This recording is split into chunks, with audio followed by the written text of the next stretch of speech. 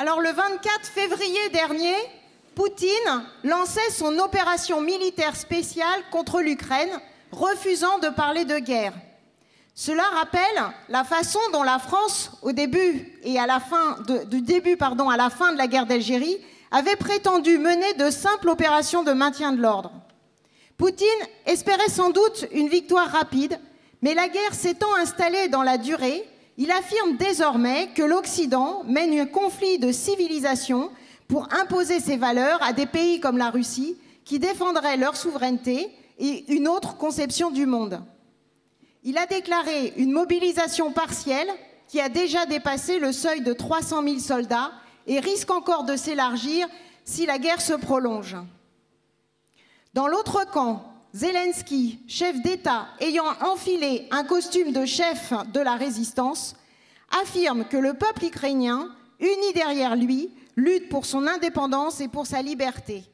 Et c'est ce que les médias reprennent ici en boucle depuis le début de la guerre. Ceux qui relaient ce discours oublient volontairement le troisième acteur du conflit, les États impérialistes. Les États-Unis et les autres pays de l'OTAN arment et financent l'Ukraine, même si leurs armées n'interviennent pas officiellement sur le terrain. Ils se font passer pour le chevalier blanc, volant au secours d'un petit pays attaqué par un État prédateur.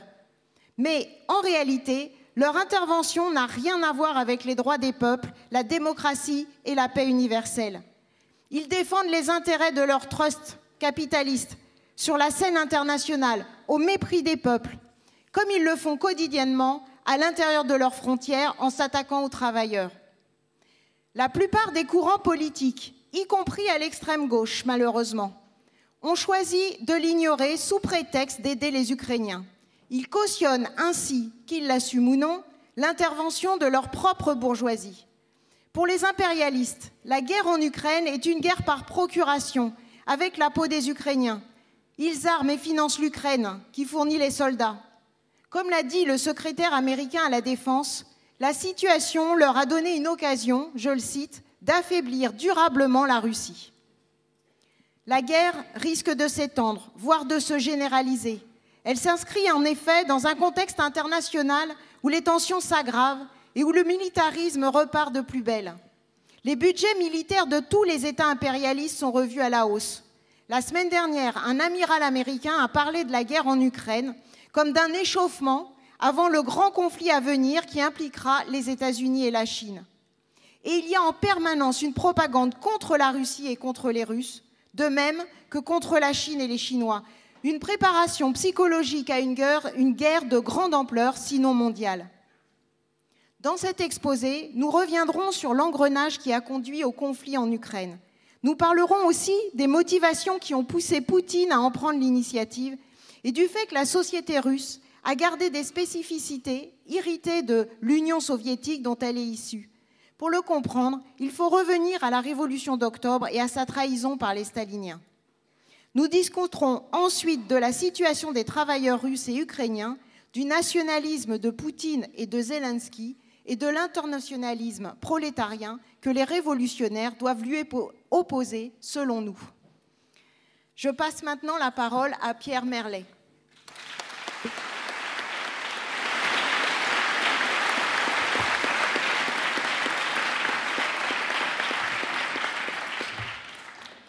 Le 24 février dernier, Poutine lançait son opération militaire spéciale contre l'Ukraine, refusant de parler de guerre. Excusez-moi, je suis en train de relire l'introduction.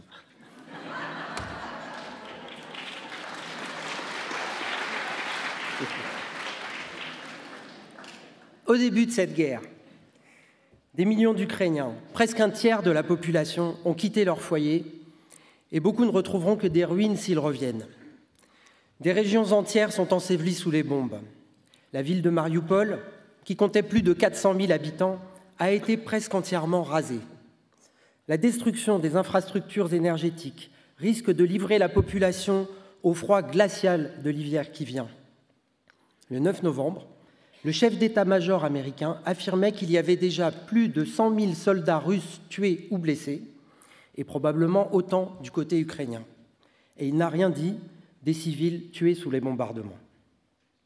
Les images qui nous parviennent, celles de familles réfugiées dans les caves, de cadavres le long des routes, des visages hagards de ceux dont la vie a basculé, rappellent ces mots de Rosa Luxembourg, pour qui la guerre révélait la nature de la société bourgeoise, souillée, déshonorée, pataugeant dans le sang, dégoulinant de boue.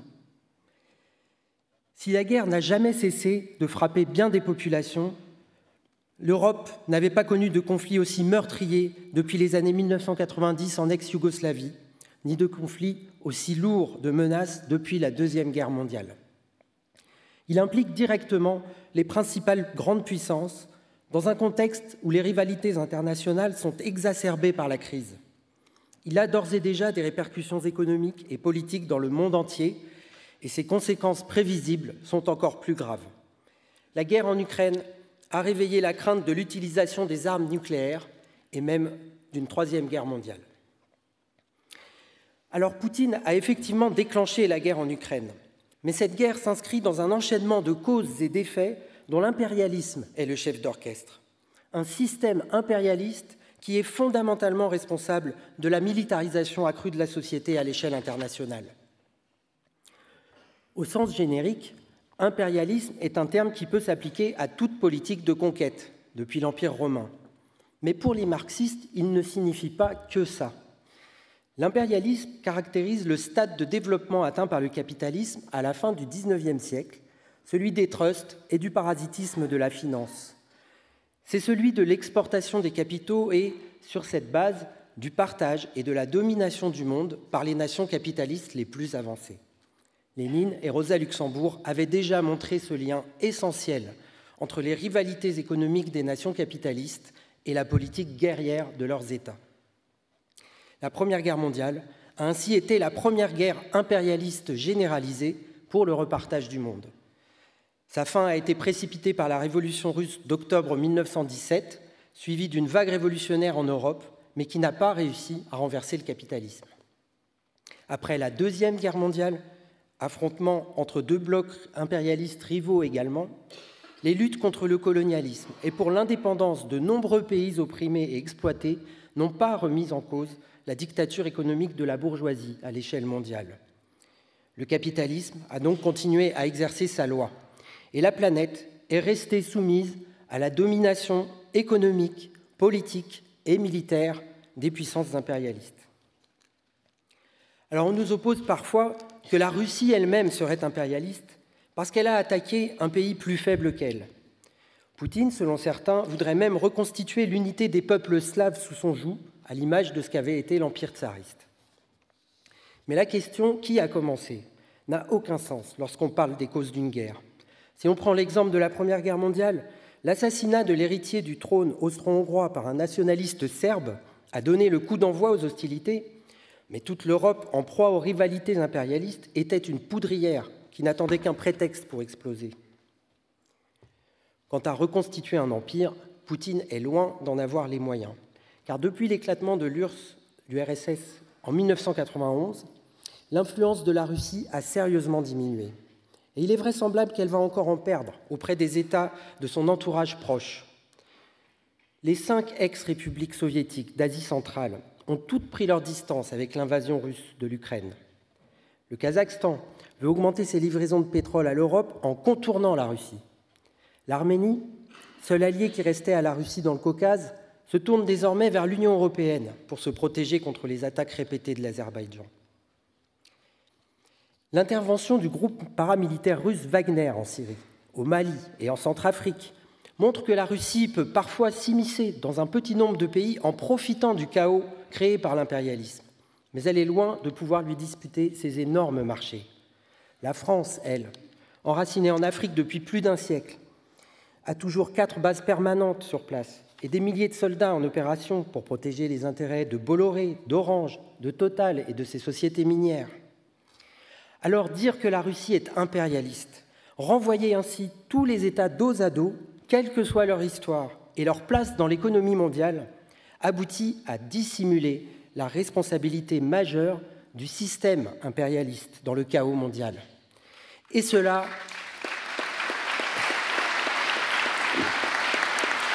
a des implications politiques. Rappelons-nous ce que disait Rosa Luxembourg. L'impérialisme, c'est la guerre. Pour mettre fin aux guerres en Ukraine et ailleurs, il faudra renverser le capitalisme, jusque dans ces citadelles impérialistes, dont la France, l'Allemagne, la Grande-Bretagne, les États-Unis. Alors, il y a un peu plus de 30 ans, après la chute du mur de Berlin en 1989, le bloc de l'Est s'est effondré. Il rassemblait des pays d'Europe centrale et orientale dont l'armée rouge avait pris le contrôle en 1945 et où Moscou avait mis en place des dictatures mal nommées démocraties populaires. À la fin des années 1980, ces pays ont réintégré le giron occidental. L'Allemagne a été réunifiée, puis les États dits de l'Est ont presque tous été admis dans l'Union européenne. Ces pays sont alors devenus des réservoirs de main-d'œuvre qualifiée à bas prix pour les firmes capitalistes. La filière automobile a sous-traité et créé des filiales dans la région, ainsi que l'électronique, la chimie, l'agroalimentaire, les banques et les groupes commerciaux occidentaux. Et ces pays ont fourni des travailleurs détachés. Dès 2005, les souverainistes xénophobes agitaient l'épouvantail du fameux plombier polonais qui allait prendre le travail des Français. Après l'effondrement de l'URSS en 1991, les capitalistes espéraient exploiter également la main-d'œuvre qualifiée, les ressources naturelles et certaines industries locales des républiques ex-soviétiques, l'Arménie, l'Azerbaïdjan, la Géorgie, la Moldavie, la Biélorussie et l'Ukraine. Tandis que des Polonais partaient vers l'Europe de l'Ouest, des centaines de milliers d'Ukrainiens ont commencé à aller travailler en Pologne, où les salaires étaient un peu meilleurs. Les États-Unis et les États d'Europe de l'Ouest avaient entrepris également d'exporter leurs capitaux dans la région.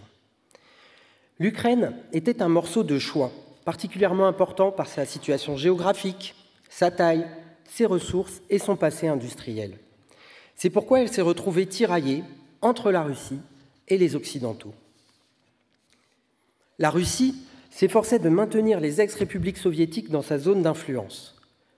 Cela correspondait au moins autant à une volonté politique du Kremlin qu'à une pressante nécessité économique ancrée dans l'histoire. Les États de l'ex-URSS ne pouvaient pas se passer facilement les uns des autres, étant donné l'imbrication de leurs économies depuis 70 ans. Et même 30 ans après la fin de l'URSS, beaucoup de liens issus de ce passé commun subsistent encore. Ainsi, par exemple, les centrales nucléaires ukrainiennes ont toujours été construites sur un modèle soviétique. Et jusqu'à nos jours, la Russie a continué d'assurer la maintenance et la sûreté des réacteurs, la fourniture en combustible nucléaire, ainsi que la gestion des déchets.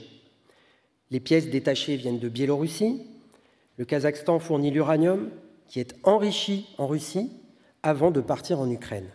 En tout cas, c'était le cas jusque très récemment. Cependant, le groupe américain Westinghouse a réussi à devenir le premier fournisseur de combustible de la centrale de Zaporijia, qui produit 20% de l'économie du pays, de l'énergie du pays. Ce n'est donc pas un hasard si les centrales nucléaires ukrainiennes ont représenté un enjeu pour les deux camps dès le début de la guerre et que la Russie a occupé celle de Zaporijia. Plusieurs étapes ont marqué la progression des Occidentaux dans la région, d'où les relations de plus en plus tendues avec la Russie. Entre 2003 et 2005, à la faveur de crises politiques qu'on a appelées les révolutions de couleur, des gouvernements pro-occidentaux ont été portés au pouvoir dans les anciennes républiques soviétiques de Géorgie, d'Ukraine et du Kirghizistan. La Russie a alors engagé un bras de fer autour du gaz, transitant par l'Ukraine, ce qui a conduit à des coupures d'approvisionnement de certains pays d'Europe. En 2009, l'Union européenne a proposé à plusieurs républiques ex-soviétiques un partenariat oriental sous forme d'accords bilatéraux dans le but de faciliter la voie aux investissements occidentaux. Il s'agissait d'inciter les gouvernements de ces républiques à mettre en œuvre des mesures d'austérité et à faire sauter ce qui restait de normes de protection sociale héritées de la période soviétique. Fin 2013, le gouvernement ukrainien renonça, sous la pression russe, à signer un tel accord. Cela entraîna les manifestations du Maïdan à Kiev, puis le renversement du gouvernement début 2014. L'État ukrainien bascula alors vers l'Ouest pour de bon, et les Occidentaux accrurent leur présence dans le pays.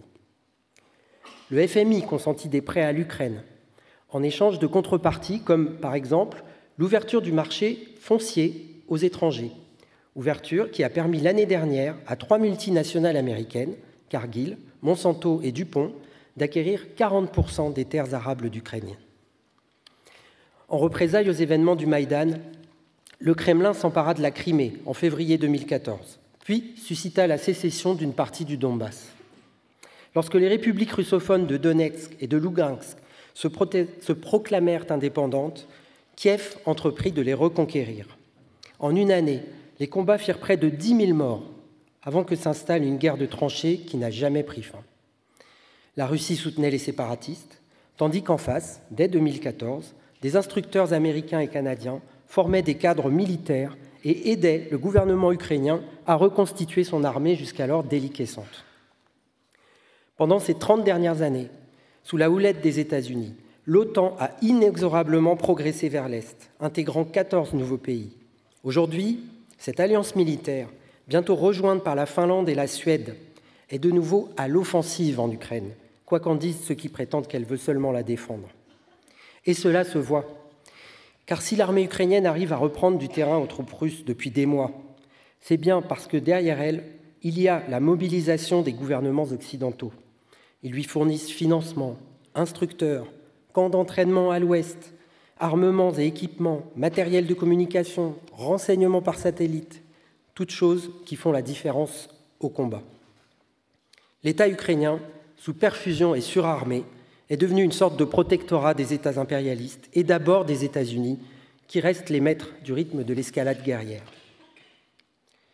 Jusqu'à présent, les États-Unis ont eu tout intérêt à ce que la guerre dure. Ils n'y engagent pas leurs troupes, comme lors des guerres du Vietnam, d'Irak ou d'Afghanistan. Elles ne leur coûtent donc qu'en dollars, pas en soldats. L'État américain, à lui seul, a déjà dépensé le double de toute l'Union européenne pour l'Ukraine. Mais en 2021, son budget militaire était de loin le plus important du monde, avec 800 milliards de dollars, soit 12 fois plus que celui de la Russie. Et puis, la guerre est une affaire en or pour les marchands d'armes américains. Pour des raisons politiques, plusieurs pays d'Europe, dont l'Allemagne, ont choisi de se réarmer auprès d'eux plutôt qu'auprès des fabricants européens. Les capitalistes américains vont vendre leur gaz de schiste en Europe et leur blé un peu partout.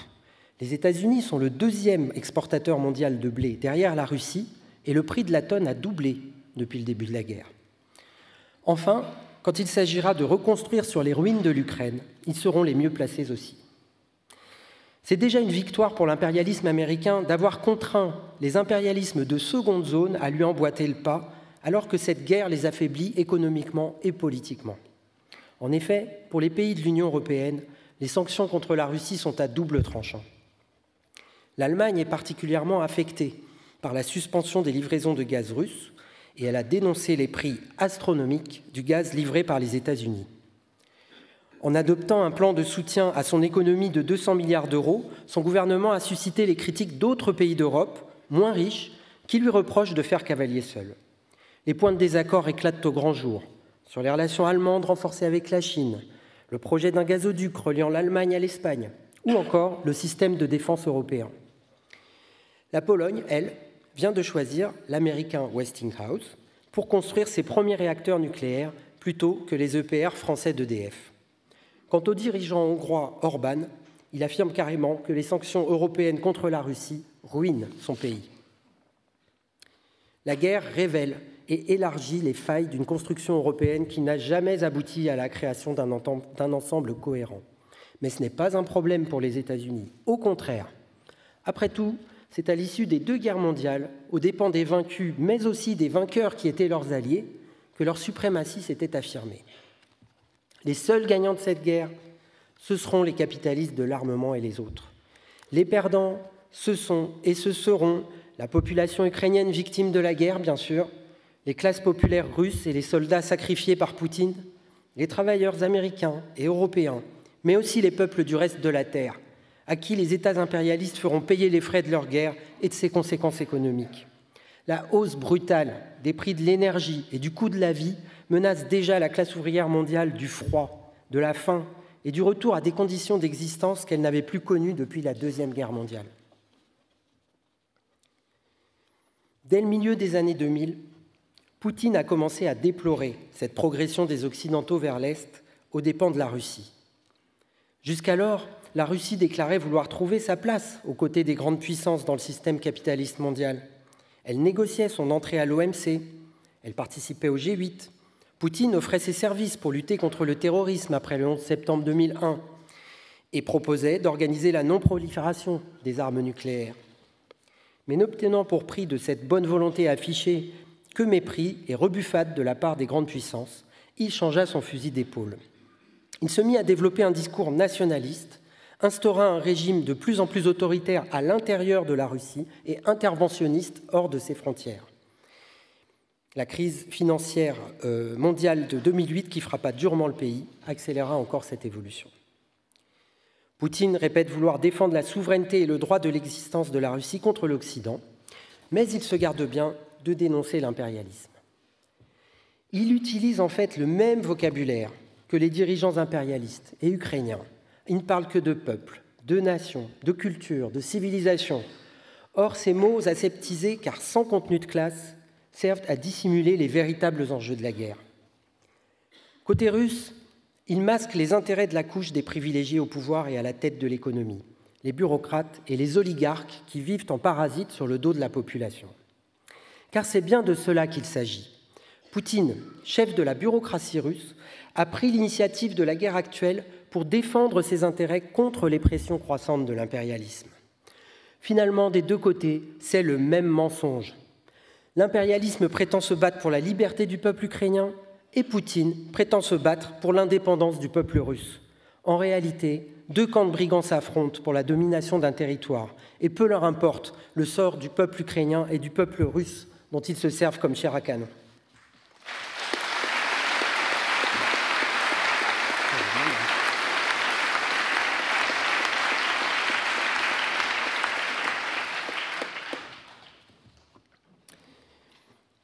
Alors aujourd'hui, nous sommes presque les seuls à utiliser le terme de bureaucratie russe, repris de l'époque où Trotsky et les bolcheviks, fidèles aux idéaux d'octobre 17, dénonçaient et combattaient la dictature stalinienne. La continuité entre la bureaucratie qui avait usurpé le pouvoir en URSS et la couche dirigeante du régime de Poutine est pourtant évidente, même si la situation a bien changé depuis. Beaucoup de choses aujourd'hui ne peuvent s'expliquer en dernière analyse qu'en revenant sur l'origine révolutionnaire et prolétarienne de l'État soviétique, sur sa dégénérescence et sur le chemin qui a conduit de la bureaucratie stalinienne à la bureaucratie russe d'aujourd'hui. En février 1917, en pleine guerre mondiale, la révolution éclata en Russie, pays économiquement et politiquement arriéré, parce que c'était le maillon le plus faible de la chaîne impérialiste, disait Lénine. 8 mois plus tard, la classe ouvrière russe, entraînant tous les opprimés, renversait la domination des classes possédantes et s'emparait du pouvoir. Pour les bolcheviks, le but de la révolution ne pouvait être que le renversement du capitalisme à l'échelle mondiale. Mais la guerre impérialiste se termina sans autre révolution victorieuse en Europe. La Russie isolée, en proie à une guerre civile déclenchée par les armées contre-révolutionnaires, avec le soutien des États impérialistes, se retrouvera dans la situation d'une forteresse assiégée. En 1917, la démocratie révolutionnaire s'était incarnée dans les soviets d'ouvriers et de soldats, puis de paysans. Les travailleurs y avaient pris conscience de leur force collective, de leurs intérêts, confrontant les programmes et l'action politique. Les soviets représentaient l'embryon du futur pouvoir et ils auraient dû être la base révolutionnaire et démocratique permettant aux travailleurs d'exercer la dictature du prolétariat. Mais la guerre civile fut si dure de 1918 à 1921 que malgré la victoire de l'Armée rouge, la classe ouvrière en sortit décimée, exsangue. Sans elle, les soviets ne jouaient plus leur rôle et l'État ouvrier ne gardait son caractère révolutionnaire que par la présence à sa tête du parti bolchevique. Son but était de tenir le temps que la révolution mondiale reprenne un nouvel élan. Pour ranimer une économie presque à l'agonie, les bolcheviks lancèrent une nouvelle politique économique, la NEP, qui consistait à réintroduire des relations marchandes sur la base de la propriété privée en Russie. Elle eut des résultats positifs en sortant le pays de la famine, mais entraîna la renaissance de la bourgeoisie dans les villes et les campagnes. Pour faire contrepoids à ce danger, le parti bolchevique concentra un maximum de pouvoir entre ses mains et prit des mesures de strict encadrement de la démocratie dans le parti, que la bureaucratie allait par la suite détourner à son avantage. Dans tous les États du monde, il existe un appareil bureaucratique, des administrateurs, des chefs, petits et grands, à côté et au service des classes possédantes.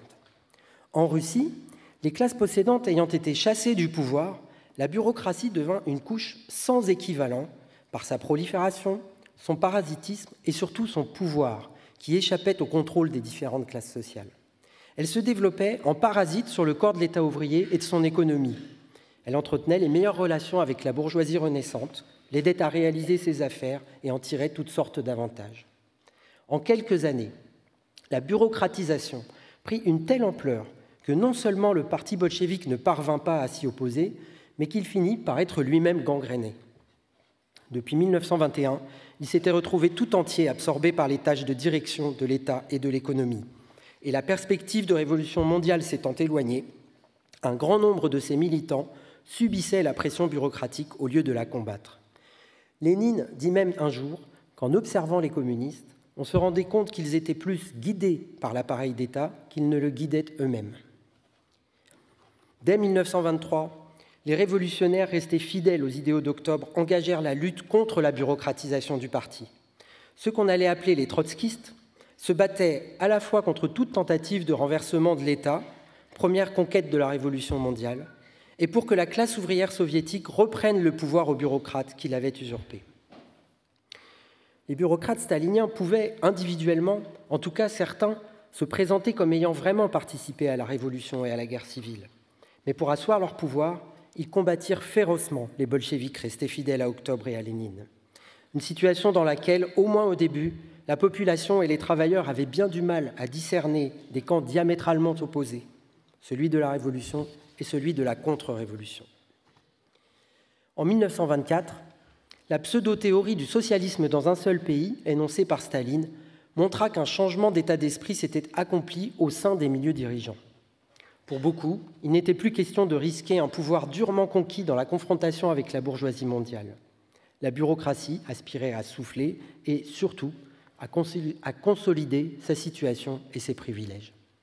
À la mort de Lénine, en janvier 1924, Staline, qui contrôlait l'appareil du parti, ouvrit ses portes à plusieurs centaines de milliers de gens qui n'étaient pas des révolutionnaires, mais des carriéristes à l'esprit conservateur. Alors, le pouvoir de la bureaucratie était instable par nature, car elle n'avait pas d'assises économiques et sociales solides comparables à celles de la bourgeoisie, construite par des siècles d'histoire. Elle gouverna donc de façon empirique, guidée par son instinct de survie. En s'appuyant encore sur la classe ouvrière, elle dut d'abord vaincre la nouvelle bourgeoisie qu'elle avait elle-même contribué à relever pendant la NEP et qui, quand elle se sentit assez forte, se retourna contre l'État ouvrier. Ce fut pratiquement une seconde guerre civile, notamment dans les campagnes, où la découlakisation, c'est-à-dire la collectivisation forcée, censée viser la bourgeoisie rurale, frappa toute la paysannerie et déboucha sur une immense catastrophe économique et sociale. Ce fut aussi le tournant vers la planification qui, grâce à l'élan donné par la Révolution, à la suppression de la propriété privée et de la concurrence, et malgré le pillage bureaucratique croissant, allait permettre à l'URSS de connaître un décollage, puis un développement industriel spectaculaire. Cependant, l'industrie lourde s'octroya la plus grande part de ce développement parce qu'elle offrait le plus de place et de rente à la bureaucratie, au détriment de l'industrie légère et de l'agriculture, donc des biens de consommation destinés aux travailleurs. L'autre menace qui pesait sur la bureaucratie venait de la classe ouvrière, reconstituée par l'industrialisation et tellement exploitée, vivant dans des conditions si précaires qu'elle risquait de se révolter à tout moment. La lutte des staliniens contre l'opposition trotskiste qui défendait les intérêts du prolétariat fut acharnée. Les révolutionnaires furent exclus du parti en 1927, déportés, enfermés dans des camps et, comme ils ne capitulaient toujours pas, exterminés à la fin des années 1930. Les staliniens luttèrent aussi contre le prolétariat au niveau international. Utilisant le levier de l'internationale communiste, ils menèrent de plus en plus consciemment une politique contre-révolutionnaire qui provoqua une succession de défaites majeures, de la révolution chinoise de 1925-27 à celle d'Espagne en 1936. Chacune de ces défaites, en éloignant encore un peu plus la perspective révolutionnaire, affermissait le poids de la bureaucratie. Paradoxalement, c'est l'instabilité de la bureaucratie, sa relative fragilité sur le plan social, qui explique le pouvoir absolu acquis alors par Staline et le caractère totalitaire de son régime. Malgré tout ce que la dictature stalinienne allait coûter aux bureaucrates, y compris à ceux nombreux qui y laissèrent leur peau lors des purges des années 1930, ils l'acceptèrent, car elle défendait leurs intérêts généraux en éliminant toute opposition, y compris en leur sein.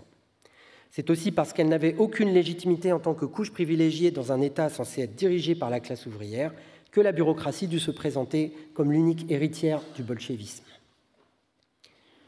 Bien avant la Deuxième Guerre mondiale, la dégénérescence de l'État ouvrier était un fait accompli. Trotsky constatait « La bureaucratie est venue à bout du parti bolchevique et elle l'a détruit complètement ».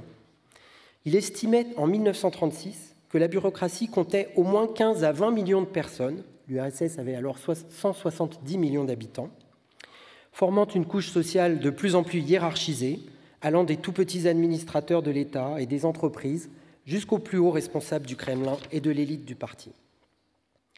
À leur façon, les bureaucrates avaient défendu l'économie étatisée et planifiée parce qu'ils ne pouvaient pas scier la branche sur laquelle leur pouvoir était assis.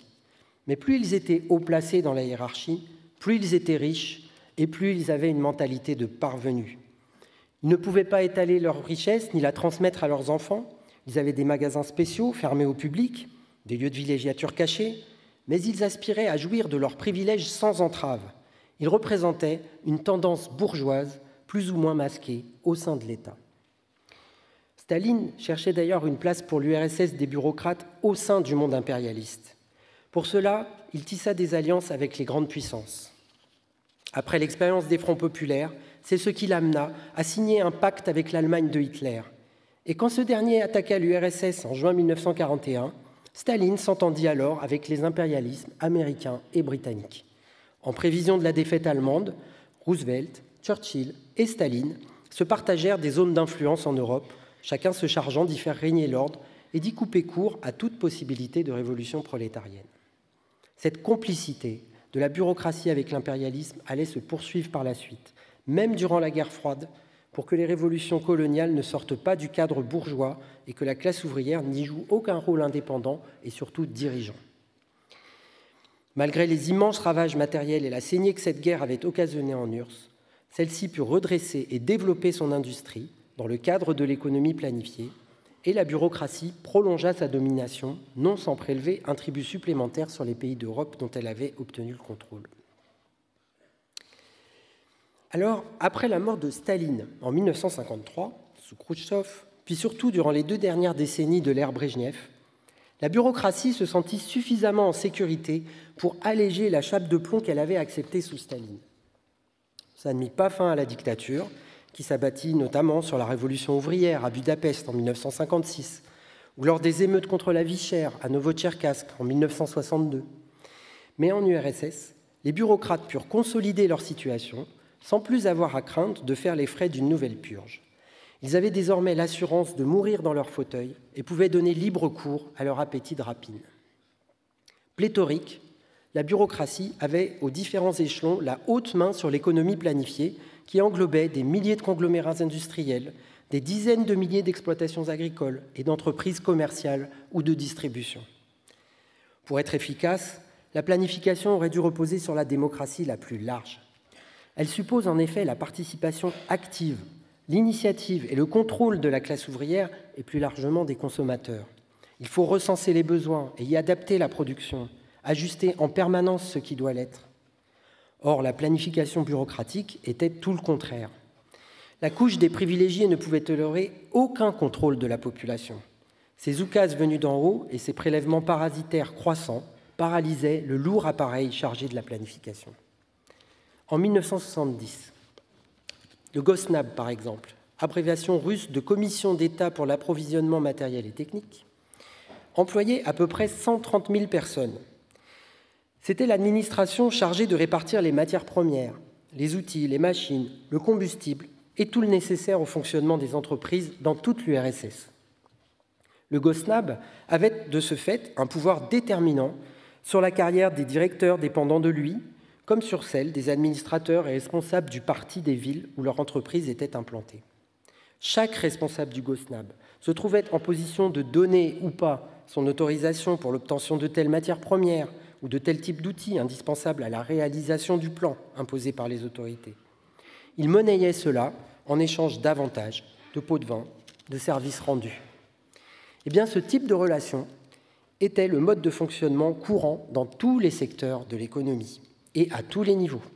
Les organes de sécurité de l'État eux-mêmes, armée, police, KGB, plus le Parti communiste qui constituait un énorme appareil bureaucratique à lui tout seul, prélevaient leur part, souvent la plus grosse, dans tous ces arrangements et ces trafics. Plus le temps passa, plus la planification bureaucratique prit des aspects aberrants, voire surréalistes. Des entreprises produisaient par exemple, de manière absurde, des tuyaux inutilement lourds ou des cadenas inutilisables, l'important pour les responsables des entreprises concernées étant de pouvoir afficher qu'ils avaient rempli le plan en atteignant un objectif exprimé en tonnes. Les dernières décennies de l'Union soviétique virent le développement spectaculaire de ce qu'on appela l'économie de l'ombre, parce qu'elle échappait au contrôle, même formel, du plan. Les entreprises, y compris des trusts industriels, mettaient en place leur propre circuit d'approvisionnement, faisant aussi office de réseau de commercialisation et fonctionnant avec des foules d'intermédiaires. C'étaient des foyers de corruption, de détournements en tout genre, d'autant plus prospères qu'aucune entreprise ne pouvait s'en passer. Les failles béantes de la planification bureaucratique étaient autant de nouvelles sources d'enrichissement pour ceux qui s'appropriaient ainsi de fait les usines et les matières premières sous leur contrôle, bien avant qu'on parle de privatisation de droits. Ce cancer de l'économie parallèle se développa en lien avec de véritables mafias pratiquant le gangstérisme, le trafic de drogue, de caviar ou de devises, dans ce dernier cas sous contrôle du KGB d'ailleurs, principal bénéficiaire de la chose. Sous Brejnev, les ministères, les trusts étatiques, les grands secteurs de l'administration territoriale et chacune des républiques qui constituaient l'URSS étaient devenus autant de fiefs pour ceux qui les dirigeaient en s'entourant de clans puissants. Le pouvoir central leur avait lâché la bride. Il leur demandait juste de sauver les apparences en faisant mine de suivre les prescriptions du plan et en disant ce qu'on attendait d'eux dans les congrès du parti. Toute l'URSS était atteinte, au point qu'une des affaires de détournement et de corruption les plus retentissantes du début des années 1980, celle du coton ouzbek, impliqua un vice-ministre de l'Intérieur, le propre gendre de Brejnev. En falsifiant les chiffres de la production et de la réalisation du plan, de hauts bureaucrates avaient détourné à leur profit la majeure partie du coton produit en Ouzbékistan, donc dans toute l'URSS. L'URSS était présentée comme la deuxième puissance industrielle mondiale, mais elle restait par bien des aspects un pays sous-développé. Le manque de logement était toujours un problème pour beaucoup de soviétiques. Les pénuries de produits de base obligeaient à faire la queue des heures pour du beurre ou du saucisson. Pendant ce temps, le train de vie de l'élite de la caste dominante se rapprochait de plus en plus de celui des bourgeois occidentaux, avec ses voitures, ses produits de luxe, ses meubles et équipements modernes. Tout ce qu'elle ne trouvait pas sur place, elle l'importait de l'étranger. Au début des années 80, l'économie soviétique voyait ses rythmes de croissance stagner et se trouvait menacée de paralysie et d'asphyxie par la gabegie et le pillage de la bureaucratie. Même ceux de ses plus hauts responsables qui s'en inquiétaient et cherchaient à résoudre des problèmes généraux de leur système étaient incapables d'avoir une idée claire de ce qui se passait dans les tréfonds de l'économie et, a fortiori, d'imposer quoi que ce soit à des autorités échappant de fait à tout contrôle. Et c'est ce que démontrèrent les réformes lancées au milieu des années 1980 par le nouveau chef du Parti communiste d'Union soviétique, Gorbatchev. Connues sous le nom de perestroïka et de glasnost, elles ouvrirent la voie à un peu plus de démocratie, de liberté de parole et bientôt de liberté d'entreprendre. Le but de Gorbatchev, en confortant sa popularité auprès de certaines couches de la population, était de contraindre les clans de la bureaucratie à se soumettre à son pouvoir, afin de pallier un peu l'étard du système et de relancer la machine économique. Mais sur ce terrain, il fut débordé par plus démagogues que lui. Eltsine, un membre du bureau politique devenu président de la République russe, se présenta comme favorable à tout ce que réclamait la petite bourgeoisie mise en appétit par les réformes. Il s'attaqua au monopole du Parti communiste, dont Gorbatchev était le chef, et incita toutes les républiques et les régions à prendre autant d'autonomie qu'elles le pourraient. Gorbatchev fut finalement isolé et débarqué, Et en décembre 1991, les chefs de la bureaucratie russe, biélorusse et ukrainienne entérinèrent d'un commun accord la dissolution de l'URSS. Cela allait être une tragédie pour le pays et sa population. En Russie, dans la décennie qui suivit, les fameux oligarques surgirent sur le devant de la scène, issus des sommets de la bureaucratie elle-même ou bénéficiant de leur protection. Gorbatchev avait autorisé la création de coopératives privées dans le secteur du petit commerce, qui s'étendirent rapidement, de façon plus ou moins légale, à des secteurs bien plus rentables. Les produits pétroliers, les métaux, le bois et autres matières premières. Une manne pour de jeunes loups ayant de bonnes relations et des protections au sein de l'appareil d'État, qui investirent l'argent du KGB, de la direction du parti, du complexe militaro-industriel ou de diverses grandes entreprises. Et sous Eltsine, cela s'en transforma en une immense curée incontrôlée sur l'économie étatisée. Khodorkovsky, par exemple, un oligarque emblématique des années 1990, connut une ascension fulgurante. Membre de l'appareil des jeunesses communistes de Moscou, il fut chargé d'importer du matériel informatique. Puis, il élargit son propre business en exportant et important diverses marchandises. Ensuite, il créa l'une des premières banques, Menatep, à l'aide de fonds prêtés par un organisme d'État. Ayant obtenu une licence pour échanger des devises, il exporta d'énormes sommes d'argent à l'étranger et en jouant sur les taux de change et la course au dollar à laquelle se livraient nombre d'entreprises, il multiplia plusieurs fois sa mise en très peu de temps. Il sut aussi s'attirer les bonnes grâces du pouvoir en finançant les affaires d'Eltsine. Ayant réussi son ascension sous les auspices de ce marché auquel il avait eu un accès privilégié, Khodorkovsky faisait distribuer des prospectus de sa banque disant « Notre boussole, c'est le profit. Notre idole, Sa Majesté financière, le capital. » Mais début 1992, Eltsine, entouré de conseillers américains et d'économistes dits libéraux, lança une thérapie de choc. Il s'agissait de réformes destinées à instaurer le marché au pas de course. La population le paya au prix fort par l'hyperinflation qui atteignit 2500% en 1992, par l'évaporation de son épargne, par des salaires souvent non versés ou alors avec des mois de retard, par l'explosion du chômage. L'agriculture, déjà retardataire, ne fournissant plus assez de nourriture, ont dû se rabattre sur les jardins individuels, la chasse et la cueillette. En ville, les sorties de métro étaient devenues de misérables marchés à ciel ouvert où chacun vendait ce qu'il pouvait pour quelques roubles. Un des résultats de cet effondrement brutal de toute la société fut que la mortalité explosa. L'espérance de vie recula de près de 10 ans en quelques années.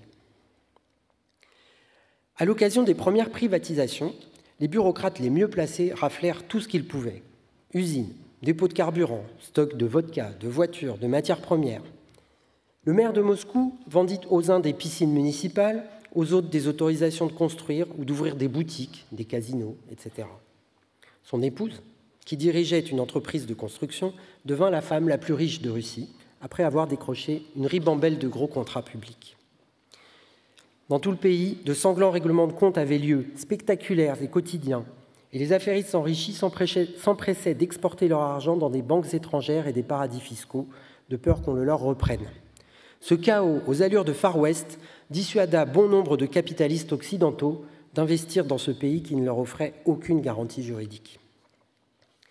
Comme Gorbatchev avant lui, Eltsine se retrouva confronté, mais à l'échelle de la Fédération de Russie cette fois, à la désagrégation de l'État, du fait de l'appétit des bureaucraties régionales, voire de leur volonté d'indépendance.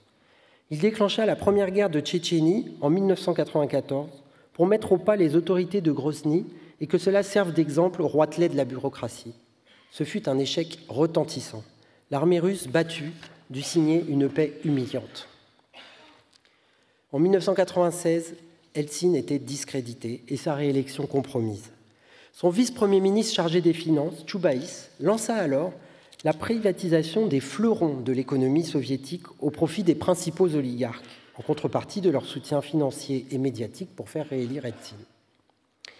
Ayant prêté quelques centaines de millions de dollars à l'État russe, les oligarques purent mettre la main sur des trusts étatiques qui valaient des milliards.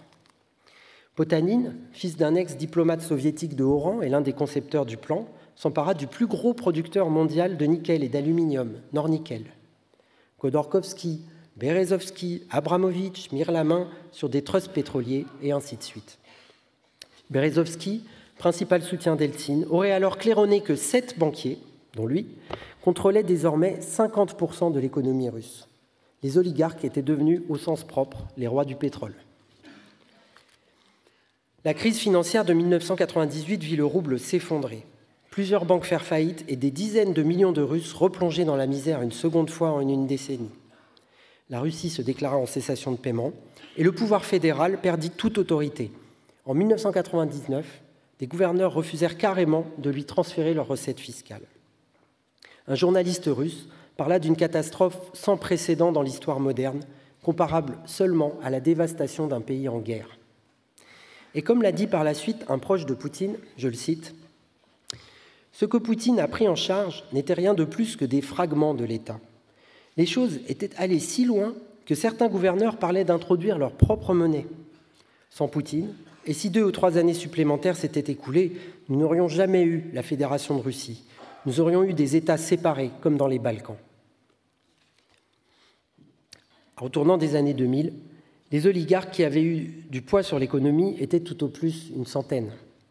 Les clans bureaucratiques qui les avaient soutenus prélevaient leurs dîmes sur leurs gigantesques profits. Et quelques millions de businessmen, plus modestes, s'étaient fait une place aussi dans le nouveau système, constituant cette petite bourgeoisie libérale, pro-occidentale et pro-capitaliste qu'on voit encore aujourd'hui derrière Navalny, l'opposant à Poutine, champion des médias occidentaux. Mais pour quelques gagnants de ce grand Monopoly des années 90, combien plus nombreux étaient les Russes qui avaient tout perdu, ou presque. Même parmi les affairistes, on ne comptait plus ceux qui n'avaient pas pu ou su tirer leur épingle du jeu aussi brillamment, ou y avaient même perdu la vie. Nombre de bureaucrates, tels les officiers de l'armée, s'étaient sentis humiliés par la décadence de l'État, par l'abandon de bases dans les pays de l'Est désormais livrés à l'OTAN, par la déroute de Tchétchénie, ou le fait plus prosaïque de devoir habiter des logements délabrés, eux qui, du temps de l'URSS, avaient été choyés et pouvaient profiter de tout ce que le régime avait de mieux à leur offrir. Eh bien, leur désillusion était à la mesure de leur déchéance, immense. Ils étaient des millions dans ce cas, les laissés pour compte du marché, et c'est sur eux que Poutine allait s'appuyer pour gouverner. Au début des années 1990, Poutine se trouvait au cœur d'une alliance de la mairie de Saint-Pétersbourg, des forces de sécurité et de la mafia locale pour développer un business des plus lucratifs, notamment grâce au contrôle du premier port de Russie. Ayant fait des miracles dans des affaires délicates qui impliquaient des personnages très haut placés, le régime le récompensa en le nommant en 1998 à la tête du FSB, nouveau nom de l'ex-KGB où il avait fait toute sa carrière. Saint-Pétersbourg offrait un exemple typique de fief de la bureaucratie, resté sous contrôle de ce qu'on appelle en russe les siloviki, les dirigeants des corps d'État chargés de la répression, dont le FSB, la police et l'armée. Il y avait ainsi plusieurs de ces clans à travers la Russie qui, tout en prenant leur part dans le pillage débridé des années Eltsine, avaient vu avec inquiétude l'État s'effondrer et le pouvoir incontrôlé des oligarques atteindre les sommets. Ce sont ces clans, reposant sur les anciens piliers de l'appareil d'État soviétique, qui pressèrent Poutine de remettre de l'ordre dans le pays. Eltsine l'avait désigné comme son successeur fin 1999 en échange d'une immunité totale, car une multitude d'affaires lui pendait au nez. Poutine avait un programme, rétablir en peu de temps la verticale du pouvoir, c'est-à-dire l'autorité de l'État, et même un État fort. En juillet 2000, il convoqua notamment au Kremlin les principaux oligarques pour leur expliquer qu'ils pourraient continuer leurs affaires, à condition de ne plus se mêler de politique et de payer des impôts en Russie. La plupart des oligarques se croyaient inattaquables, mais ils n'avaient quasiment aucun soutien dans la population qui les voyait comme des voleurs. Tout se jouait donc entre eux et les sommets de l'État qui n'avaient plus l'intention de continuer à se laisser dépouiller. Les procès expéditifs contre certains oligarques en vue, puis les premières arrestations et saisies de leurs entreprises par l'État furent un choc, suivi du départ en exil de plusieurs d'entre eux, dont Berezovsky qui avait fait la pluie et le beau temps sous Eltsine. Mais beaucoup d'autres choisirent de faire profil bas, constatant, tel un Potanine, nous acceptons les nouvelles règles du jeu ou nous partons. Ce n'est pas un compromis que nous a proposé le président. L'affaire qui acheva de décider les plus récifs fut l'arrestation de Khodorkovsky et la confiscation par l'État de son trust pétrolier, Yukos, en 2003. Devenu à 40 ans l'homme le plus riche de Russie, il avait cru pouvoir subventionner des opposants à Poutine qui lorgnaient vers l'Occident. Surtout, il s'apprêtait à vendre au trust américain ExxonMobil sa compagnie pétrolière, joyau de l'économie russe. C'était hors de question pour le nouveau pouvoir, qui l'envoya pour 10 ans en prison, puis le força à s'exiler. Poutine commença à reprendre en main les secteurs stratégiques de l'économie, en particulier les hydrocarbures, avec le géant du gaz et du pétrole Gazprom, fondé à l'époque soviétique en 1965. En 1992, l'ancien ministre soviétique du gaz, Premier ministre Eltsine, avait transformé Gazprom en société par actions, dont l'État ne détenait plus que 41% des parts. 10 ans plus tard, Poutine remplaça ses dirigeants par 2 hommes qui avaient fait carrière sous son aile à Saint-Pétersbourg.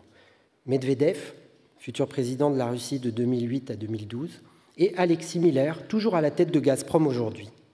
Ils firent comprendre aux actionnaires, dont le pétrolier anglo-néerlandais Shell, qu'il fallait revendre une partie de leurs actions à l'État russe, qui redevint donc majoritaire. Poutine plaça également des hommes de confiance à la tête d'autres entreprises stratégiques. Le pétrolier Rosneft, l'agence atomique Rosatom, l'agence d'exportation du complexe militaro-industriel Rosoboron Export, la première banque du pays, Sberbank, la compagnie aérienne Aeroflot, celle des chemins de fer, etc. Au total, l'État reprit le contrôle de 55% de la production pétrolière et de 30 à 70% des autres secteurs.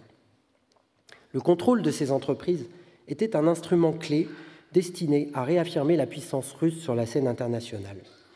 La grande chance de Poutine fut qu'au cours de ses premiers mandats, les prix des hydrocarbures explosèrent et Gazprom, entre autres, redonna à l'État les moyens de sa politique.